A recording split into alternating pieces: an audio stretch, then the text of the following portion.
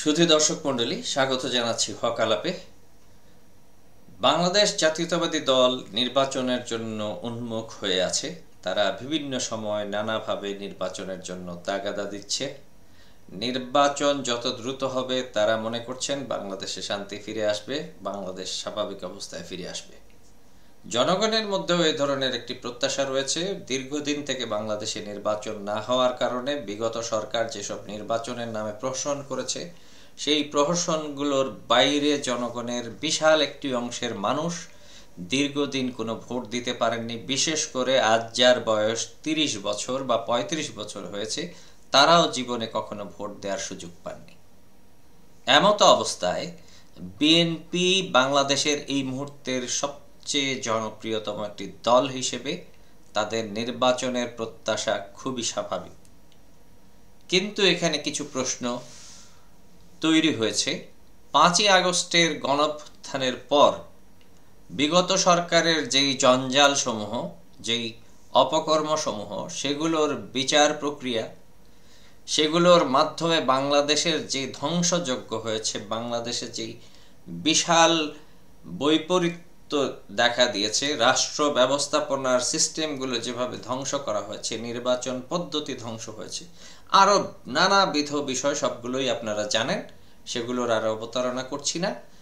এত কিছুর পর সেগুলোকে সংস্কার না করে, সেগুলোকে পুনর্গঠন না করে নির্বাচন কি দেয়া ভালো হবে? এই প্রশ্নগুলো সবার মনে ঘুরপাক খাচ্ছে।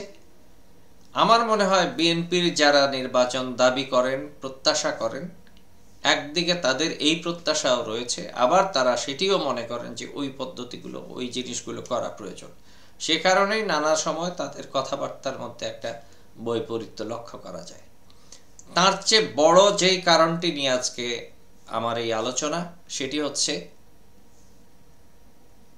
হয়তো আগামী বছর একটি নির্বাচন হবে। সেই নির্বাচনের সবচেয়ে বড় প্রত্যাশী, ফলাফল প্রত্যাশী দল হচ্ছে বাংলাদেশ জাতীয়তাবাদী দল, বিএনপি।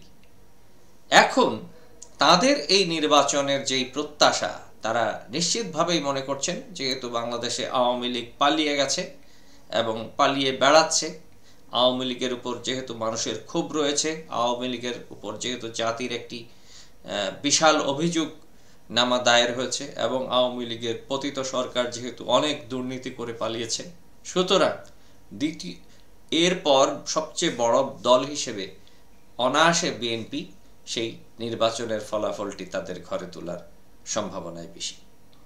কিন্তু একদিকে যখন এরকম একটি বাস্তবতা, ঠিক এরকম একটি সময় আজকের একটি ঘটনা নিয়ে আমি মূলত আলোচনা করতে চাই।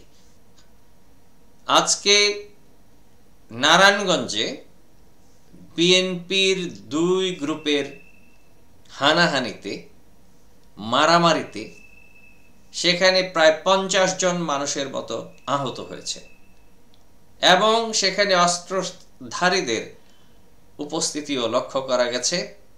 আগ্নেয়াস্ত্র সহ কাউকে কাউকে অবস্থান নিতে দেখা গেছে। এবার নারায়ণগঞ্জের ঘটনাটি আজকে সামনে আসলো। আগামী 1 বছরের মধ্যে এরকম কত ঘটনা সামনে আসবে? বিএনপি কোন রাজনীতি করতে চায়?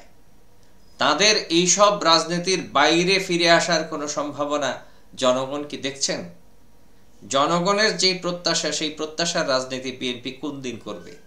তাদের কর্মীরা নিজেরা এখন হানাহানি করছে, মারামারি করছে, খুনোখুনি করছে। আজকে সম্ভবত একজন মারাও গেছেন।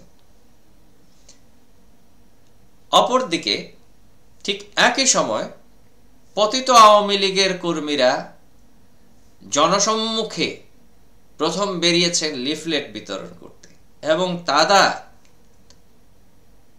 তাদের যেই অবস্থান, সেই অবস্থানের চেয়ে অনেক বেশি শক্তিশালী রূপে তারা আবর্তিত হয়েছেন দেশের বিভিন্ন জায়গায়, আনাচে কানাচে, যেখানে তাদের মহাসড়কে বা কোনো রাস্তায় জনসম্মুখে বেরোনো পর্যন্ত তাদের জন্য নিরাপদ নয়, তাদের জন্য হুমকি স্বরূপ। সেরকম একটি পরিস্থিতিতে তারা স্লোগান দিচ্ছেন, মিছিল করছেন, লিফলেট বিতরণ করছেন। তাহলে বিএনপি গত 5ই আগস্টের পরে বাংলাদেশের এই পরিবর্তনের মধ্য দিয়ে বিএনপি কি শিখতে পেরেছে? বিএনপি যদি রাষ্ট্র ক্ষমতায় যেতে চায়, বাংলাদেশের এই পরিবর্তনকে ধারণ করে যদি যেতে পারে, তাহলেই সম্ভব। কিন্তু সেটা সম্ভবত হচ্ছে না। বিএনপি যেই পথে এগোচ্ছে, সেই পথটি তাদের জন্যই ভয়ঙ্কর। বিএনপির কর্মীদেরকে তারা কন্ট্রোল করতে পারছেন না। এদের উপর নানাবিধ অভিযোগ রয়েছে। আমি নিজে অনেক ক্ষেত্রে বিএনপির ছাড়া বাংলাদেশের রাজনীতি এই মুহূর্তে বিএনপি কেন্দ্রিকই হওয়া উচিত। কিন্তু বিএনপি এই যেই পথে এগিয়ে যাচ্ছে, সেই পথে বিএনপিকে আমরা কেউ দেখতে চাই না। বাংলাদেশের 5ই আগস্টের যে গণঅভ্যুত্থান, সেই গণঅভ্যুত্থানের চেতনা এবং 71-এর আমাদের যেই অসমাপ্ত প্রাপ্তি, এই সব কিছু অবলম্বন করে কোনো এক দল বাংলাদেশের রাজনীতিতে আসুক, তারা নির্বাচিত হোক, তারা বাংলাদেশের রাষ্ট্র পরিচালনা করুক, সেই প্রত্যাশাই আমরা করি। বিএনপি যখন হানাহানিতে, আত্মকলহে, পারিবারিক দ্বন্দ্বের মতো দ্বন্দ্বে লিপ্ত, তখন আওয়ামী লীগ হচ্ছে সংগঠিত। আওয়ামী লীগ আজকে মাঠে নেমেছে, তারপর আওয়ামী লীগ যেটা করবে সেগুলোর জন্য বিএনপি হয়তো সজাগ নয়।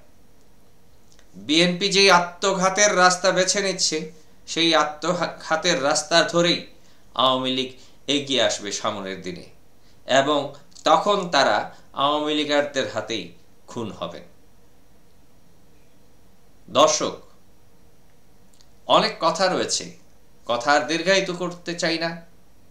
বাংলাদেশের রাজনীতিতে যে বা যারাই রাজনীতি করতে আসুক, আপনারা, আমরা সকলেই যেন সচেতন থাকি। কারো পক্ষে আমাদের অবস্থান কখনোই যেন একপাক্ষিক না হয়ে যায়। আমাদের সুচিন্তিত মতামত, আমাদের জিজ্ঞাসা, আমাদের অধিকার সচেতনতাই পারে আমাদের নাগরিক অধিকার এবং আমাদের রাষ্ট্রের যে মালিকানা, সেই মালিকানাকে সুপ্রতিষ্ঠিত করতে পারে। আমরা সবাই যেন আমাদের রাষ্ট্রের মালিকানার ব্যাপারে সম্পূর্ণ সজাগ থাকি।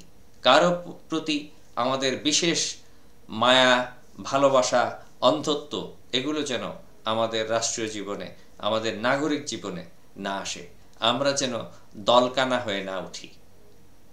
সবাই ভালো থাকুন, সুস্থ থাকুন, নিরাপদ থাকুন। অনেক শুভকামনা।